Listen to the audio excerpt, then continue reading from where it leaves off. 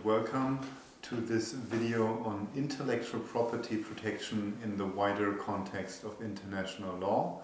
My name is Henning Gross-Roos-Kahn, and I will explain in primarily two parts what companies should take into account when they think about selling products abroad, exporting, offering services in other countries, and how intellectual property protection in other countries will be important for their business strategies and what kind of considerations they should make, what kind of risks in particular they should be aware of.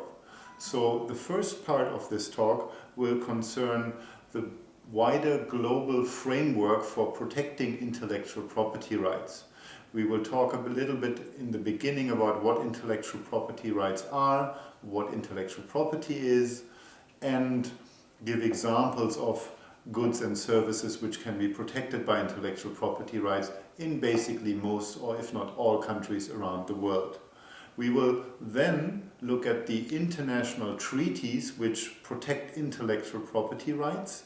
These are primarily treaties between states, between countries, and we will see how individual companies can, to some extent, have a reasonable expectation that in most countries around the world, especially in countries which are member to the World Trade Organization, certain minimum standards of protection can be found for their goods and services when they sell or operate in these particular markets. This is going to be the first part. The second part of this lecture will then look and take a broader view of the wider context of international rules outside the field of intellectual property, which, however, may have an impact on how countries effectively protect intellectual property. So these rules, again, are based on treaties between states, but states might implement these rules in a way that may result in stronger or lesser protection of intellectual property and may result in specific additional protections for foreign investors in particular, or may result in lesser protections if a country decides to give emphasis to public health concerns, to climate change concerns, or to concerns with regard to the protection of biological diversity and genetic resources. I will use these examples to show how these other areas of law can have an impact on intellectual property and how these areas of law might be important considerations for businesses to take into account in their decisions to offer services or goods, sell goods potentially protected by intellectual property abroad. So let me begin with the first part, the introduction to intellectual property and intellectual property rights. So we may begin by asking ourselves, what is intellectual property and what are intellectual property rights? Well, there is no general definition of intellectual property. However, the World Intellectual Property Organization in Geneva, WIPO, talks about, in general, creations of the mind, something which originates from the human mind, something which is creative, innovative, somehow with some degree of creativity or originality or inventiveness or distinctiveness being involved. This is probably at a very general level things which can fall under the intellectual property and our understanding of it. Well, then, intellectual property rights are the rights granted by states which allow someone who has created something or invented something to control how others can use his creation or his invention. So these are state-granted rights, and they are basically rights to exclude others from doing something. So it's not a monopoly in the sense that once I have a patent, I can go and commercialize my product. Once I have a copyright, I can freely sell copyright protected films on a local market. That's not what it means, but it does mean that I can, as the right holder, prevent others from using my intellectual property right, from using my copyright, from using my copyright protected work, from using my patent protected invention, and so on and so forth. So we will give a few examples on this, talking about copyright, for example. Copyright, as one probably imagines, protects works of art, of literature, for example, books, music, films, things like that. Sculptures are protected by copyright, but it also includes more modern aspects such as computer programs and databases. Different countries take different positions on what exactly, for example, would be a computer program and how exactly it would protect it. And that is something, as we will see, will feature in a lot of these aspects, that we will have differences in the individual countries' laws, even though we have a similar concept probably which most countries would adhere to. So let me just use this example about computer programs. Computer programs are protected under copyright. Every country which is member to the World Trade Organization must protect computer programs under copyright law. But how much protection and how this protection looks like, this will differ. So some countries might think that, for example, this idea of computer programs is limited to simply preventing someone else from copying the code within which the program was written. Others may take a different view and actually protect also the functionality of a program, or how the program is displayed to users on a screen, the graphic user interface. So different of approaches will be there. An important consideration for businesses in this field would, for example, then be to make sure that they have exact knowledge about the degree of computer protection, copyright protection for software or computer programs in the country where they want to operate, if they want to sell software, or if they themselves want to use software of someone else, or if they want to sell a software which is based on the interfaces with existing software and existing computer programs. Another example where copyright laws might differ is when it comes to objects which are to some extent focusing on the design of a particular product. So designs often are protected separately under design laws, but some aspects of designs might be protected under copyright law. Sculptures often are protected, but then the question is, what is a sculpture? So I use in the slides an example of a helmet from the film Star Wars. Star Wars, a very famous film, you might be familiar with it, uses these stormtroopers, these people which wear helmets and gears, and the question arose whether these helmets are copyright protected. Some courts would say yes. The English Supreme Court in the end decided they are not copyright protected under the idea that they are a sculpture, and therefore one other example on how these different national laws about what exactly is protected under copyright law might differ. Moving on then to patent protection. Patents are in one way different from copyright law because patents require those who want to obtain a patent to apply to a patent office in order to obtain that patent which is granted by the office after a process of examination. Copyright law comes without any formalities, exists or comes into being automatically upon the act of creation of the relevant work. So for patents one has to apply, as I mentioned, and patents cover essentially any invention in all fields of technologies. That can be inventions in the field of pharmaceutical products, that can be inventions in engineering, mechanics, whatever one has in mind would be a possible invention. However, again, the concept of invention is not necessarily defined, and countries may exclude certain things from being an invention. So again, it's important to look into the local context and into the local laws. Certain countries might exclude, for example, living organisms, might exclude plants or animals from something which can be subject to patent protection. In principle, they should provide protection for at least microorganisms under the World Trade Organization's agreement, but again, the question what a microorganism would be subject to different interpretations. Patents, in principle, provide a shorter monopoly right than copyright. They offer 20 years of protection, and patent rights are something which again can be, like copyright in a way, subject to different types of exceptions in the national law. And again here, the national context would be very important, and it would be important to look what kind of exceptions, for example, for experimental use, for private use, and so on and so forth, might be available in that relevant law. Moving then on to trademarks. Trademarks essentially is a protection which is somewhat different from copyright and patents, because if we think about it from the perspective of someone selling goods or offering services, then copyright and patent law essentially are very closely linked to the product I'm selling or the service I'm offering.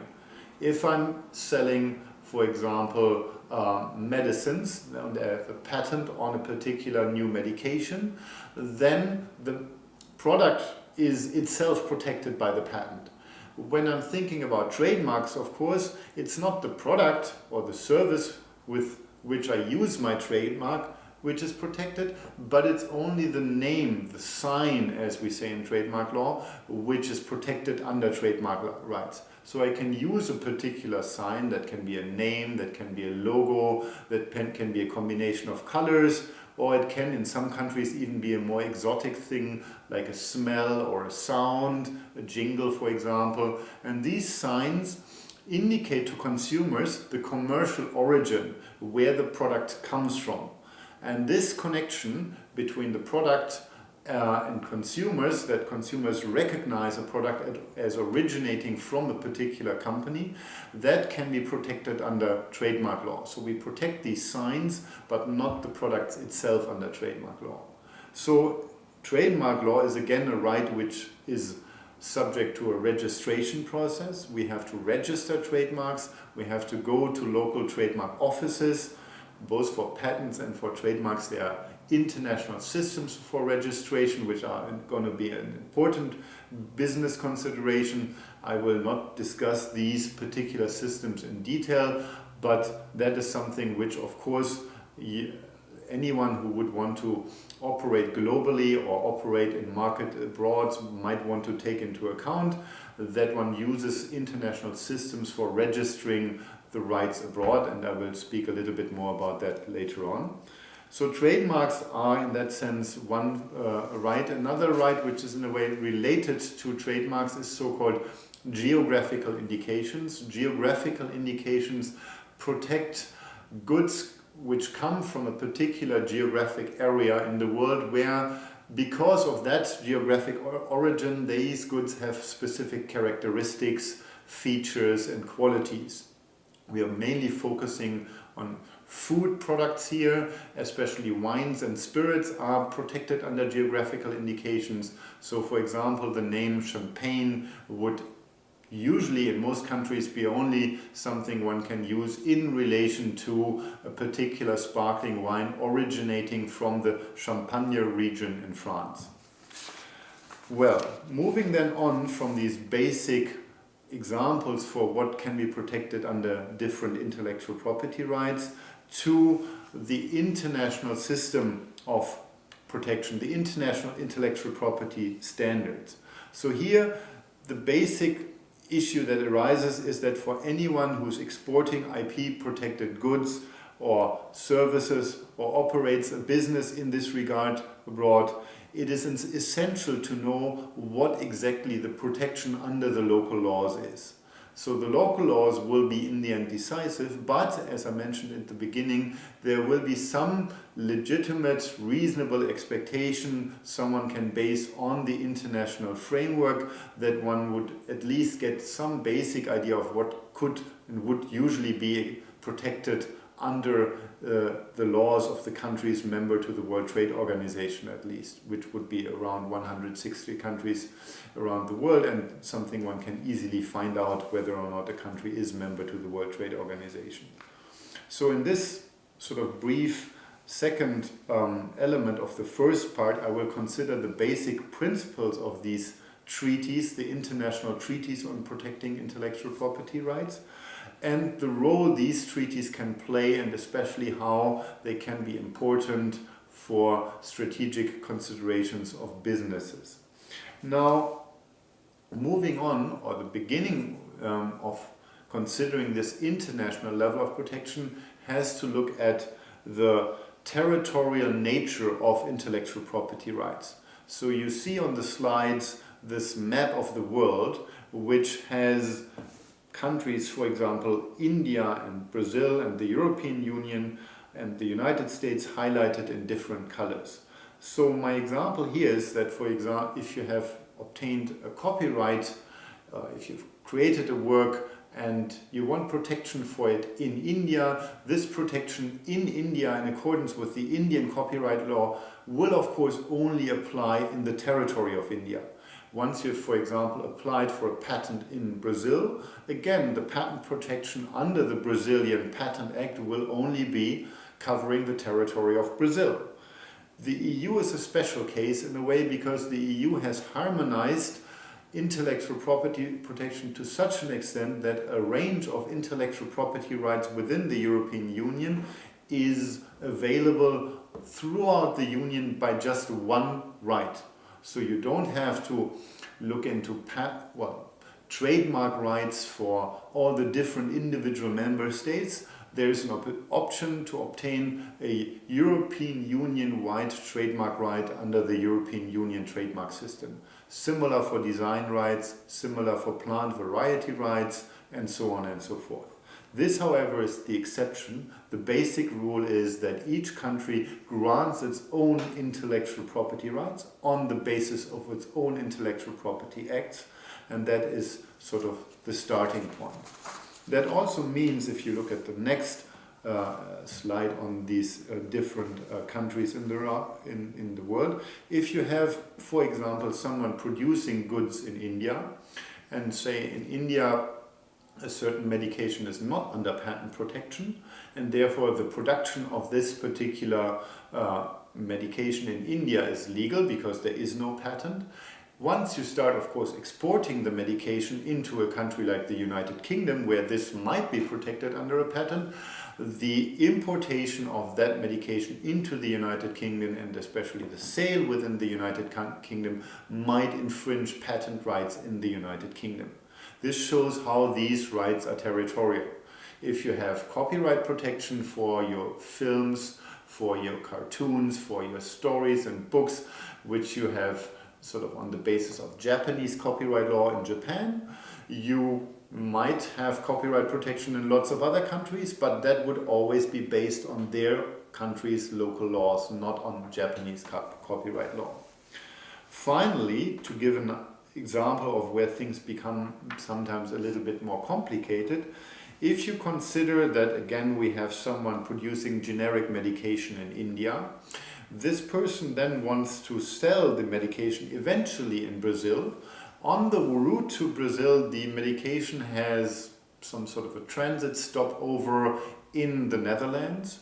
And then maybe question arise whether, if there is a patent in the Netherlands, should the Netherlands be able, or the patent holder in the Netherlands be able to stop the further transfer of these goods to their final destination country. These kind of very sort of limited connections to a country which goods might have simply on their sort of journey throughout the world would usually not be something which triggers local intellectual property laws.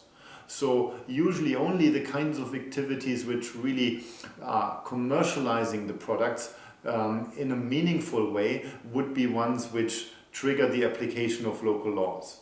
Hence, only the countries, here in this case India, where the goods have been produced, and then later Brazil, where the goods will be finally sold on the market, would be the ones which determine whether such activities in their own territories is legal or not under intellectual property laws. A related problem arises, again, with a, however, much greater importance when we consider how we use material on the internet. Because obviously, once we put something online, think about a copyright protected photograph, an image, think about a copyright protected text or something like that, or if you use a trademark on the internet, now that becomes usually globally available in all countries around the world. You can, not very easily at least, limit internet access of certain websites to certain jurisdictions. There are possibilities, but in principle, once something is online, it's online everywhere around the world. That also equally would raise the question whether every country's law would determine effectively whether something is legal in accordance with their own laws. That is a problem which one might want to consider if one establishes an online presence. And an important consideration here, which courts in a lot of countries have accepted, is that once you start to target your website focusing on a particular market by using the local language, by offering services or goods for sale in the local currencies, then these kind of targeting activities would trigger the application of local intellectual property laws. So once you operate online, once you operate in the medium of online communications, then primarily you have to focus on how your services or goods would be protected in the countries to which you direct your economic or commercial activities.